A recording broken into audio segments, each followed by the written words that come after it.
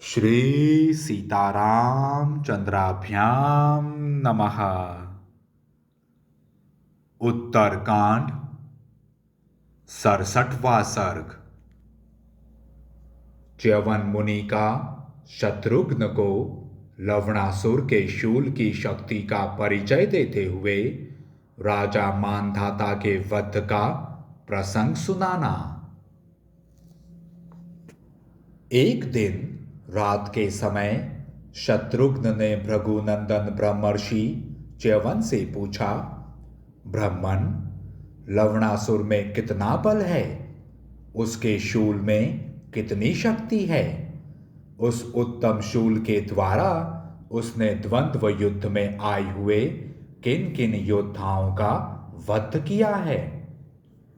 महात्मा शत्रुघ्न जी का यह वचन सुनकर महातेजस्वी च्यवन ने उन रघुकुल नंदन राजकुमार से कहा, रघुनंदन, इस लवणासुर के कर्म असंख्य हैं। उनमें से एक ऐसे कर्म का वर्णन किया जाता है जो इक्ष्वाकु वंशी राजा मानधाता के ऊपर घटित हुआ था। तुम उसे मेरे मुंह से सुनो। पूर्व काल की बात है। अयोध्यापुरी में युवनाश्व के पुत्र राजा मानधाता राज्य करते थे। वे बड़े बलवान, पराक्रमी तथा तीनों लोकों में विख्यात थे। उन पृथ्वीपति नरेश ने सारी पृथ्वी को अपने अधिकार में करके यहाँ से देवलोक पर विजय पाने का उद्योग आरंभ किया। राजा मानधाता ने जब देवलोक पर विजय पाने की इच्छा से उद्योग आरंभ किया, तब इंद्र तथा महामनस्वी देवताओं को बड़ा भय हुआ।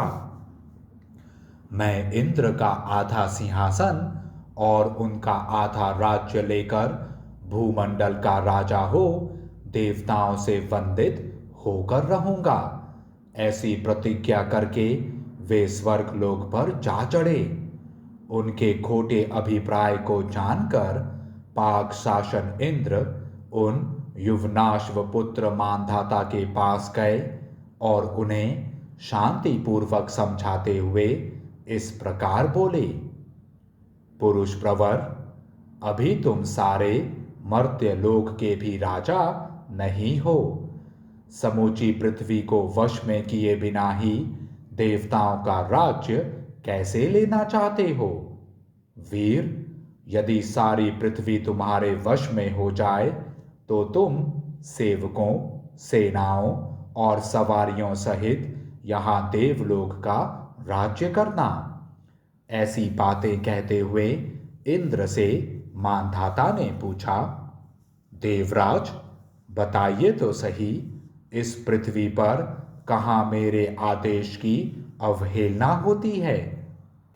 तब इंद्र ने कहा, निष्पाप नरेश, मधुवन में मधु का पुत्र लवणासुर रहता है। वह तुम्हारी आज्ञा नहीं मानता। इंद्र की कही हुई यह घोर अप्रिय बात सुनकर राजा मानधाता का मुख लज्जा से झुक गया। वे कुछ बोल न सके। वे नरेश इंद्र से विदा ले मुंह लटकाए वहां से चल दिए और पुनः इस मर्त्य लोक में ही आ पहुंचे। उन्होंने अपने हृदय में अमर्ष भर लिया। फिर वे शत्रुदमन मानधाता मधु के पुत्र को वश में करने के लिए सेवक, सेना और सवारियों सहित उसकी राजधानी के समीप आए। उन पुरुष प्रवर नरेश ने युद्ध की इच्छा से लवण के पास अपना दूत भेजा। दूत ने वहां जाकर मधु के पुत्र को बहुत से कटु वचन सुनाए। इस तरह कठोर बातें कहते हुए उस दूत को वह राक्षस तुरंत खा गया। जब दूत के लौटने में विलंब हुआ, तब राजा बड़े क्रुद्ध हुए और बाणों की वर्षा करके उस राक्षस को सब ओर से पीड़ित करने लगे। तब लवणासुर ने हंसकर हाथ से वह शूल उठाया और सेवकों सहित राजा मानधाता का वध करने के लिए उस उत्तम अस्त्र को उनके ऊपर छोड़ दिया। वह चमचमाता हुआ शूल सेवक, सेना और सवारियों सहित राजा मानधाता को भस्म करके फिर लवणासुर के हाथ में आ गया। इस प्रकार सारी सेना और सवारियों के साथ महाराज मानधाता मारे गए। सौम्य, उस शूल की शक्ति असीम और सबसे बड़ी चढ़ी है।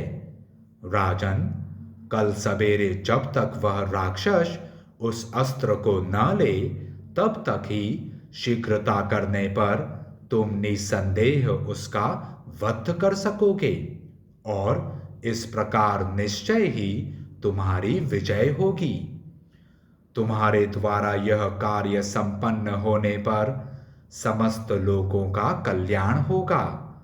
नरश्रेष्ठ, इस तरह मैंने तुम्हें दुरात्मा लवण का सारा बल बता दिया और उसके शूल की भी घोर एवं असीम शक्ति का परिचय दे दिया।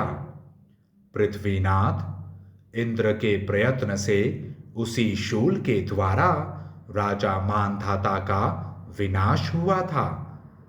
महात्मन, कल सवेरे जब वह शूल लिए बिना ही मांस का संग्रह करने के लिए निकलेगा तभी तुम उसका वध कर डालोगे, इसमें संशय नहीं है। नरेंद्र, अवश्य तुम्हारी विजय होगी। इस प्रकार श्री वाल्मीकि निर्मित आर्ष रामायण आदि काव्य के उत्तर कांड में 67वां सर्ग पूरा हुआ। जय श्री राम।